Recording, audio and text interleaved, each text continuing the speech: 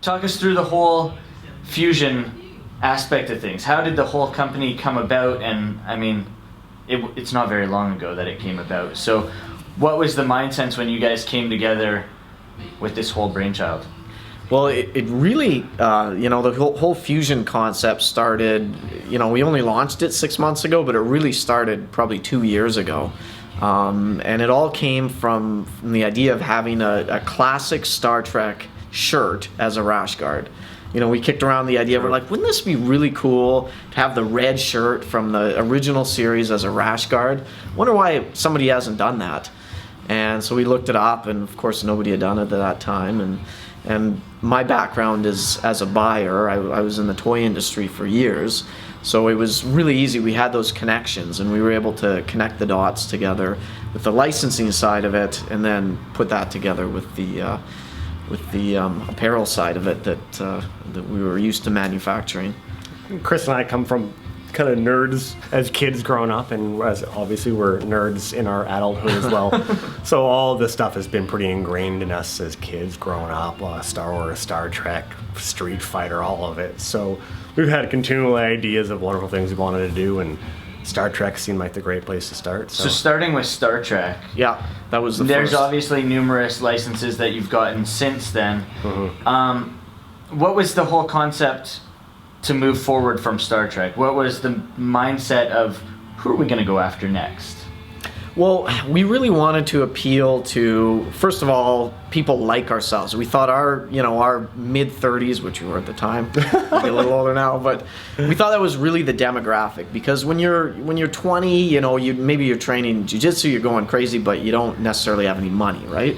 So we thought guys that were 30 to 40, a little bit of disposable income, and so that basically takes us into what was popular in the late 80s and early 90s. Things that we grew up with and loved as kids. Watch this cyclical nature of all toys and products and assets that have come out from, you see it now in Star Wars coming back and Star Trek coming back. We look at Voltron, which is all starting to pick back up again. Like all those those kids, all that time, it's all coming back now. So 20 or 30 year cycles. So we looked at the things that we loved and figured someone else. Hopefully other people like it too. Well, I mean, and if they don't, then we're screwed. Yeah. You see it though. You see, obviously, we saw at the tournament a few weeks back that I was at, is that it's a niche market. Once one person buys it and someone else sees it, they're also going to buy it. Have you seen that once one person buys it, especially with your stuff that you're selling over to the United States and whatnot, that once one person buys it, they're a return customer?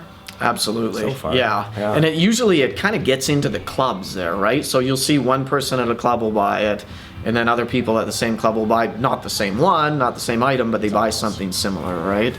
And you can see that just on Instagram and places like that, right? People are there's something for everyone. That's what we like to say. Maybe you're not into Star Trek, but maybe you're into Batman, or you're into Terminator, or whatever it is that you like as an individual. We're hoping that's why we have so many licenses. We want to have something for everybody. How many licenses do you have right now, and what's the goal going forward? Oh my God, how many do we have? 15, 20, I don't know. A few. A lot. A lot that we haven't even put on our site yet, that we've actually got signed. We haven't even started development for. So there's some cool stuff that's kind of coming down the pipe. I don't know if we can tell you the end goal, but it's hopefully the end goal will be big. Definitely. Now, is licensing something that is going to be the mainstay? Obviously it's the mainstay for this company, but will you guys venture with different sort of stuff for rash guards? Because I know myself, I've spoken to a few guys, and there's been guys that have been like, oh man, I would love to have like a smoker's jacket rash guard or something like this. Is it all going to be licensed stuff? We probably will eventually, come up with some designs that are still fit into that pop culture world that are not necessarily officially licensed, right? But for right now, it's really our differentiation point, because there's a lot of guys. I mean, there's a million different jiu-jitsu manufacturers out there at the moment, right? Doing ugly sweater rash guards and all that stuff that's kitschy right now. So it has to be pop culture, but it doesn't necessarily have to be licensed. It's just, for right now, that's sort of what sets us apart. So that's where we want to. We should clarify that. If it's an actual current asset, a license, a movie, it will be 100% licensed material. Yeah. But something like a smoking rash car or a smoker. Yeah. But we You know, wouldn't. like Hugh Hefner. Or Yeah. No, sure. exactly. Stuff Yeah. like that, definitely, I can see us doing. But we don't. The other thing is, we don't want to dabble in the gray market. Yes. Because everyone's doing that, right? And for right now, the industry's small. They can get away with that stuff. But we don't want to muddy the waters. We don't want to blur things. We don't want to have officially licensed Street Fighter and not officially licensed Mortal Kombat. True. Yeah. Just because that's confusing for people, right? Okay, 2 more things then. What's a company or a license that you're sort of reaching for? What's your biggest license that you would love to have? Very timely. Yeah, very timely. Star Wars.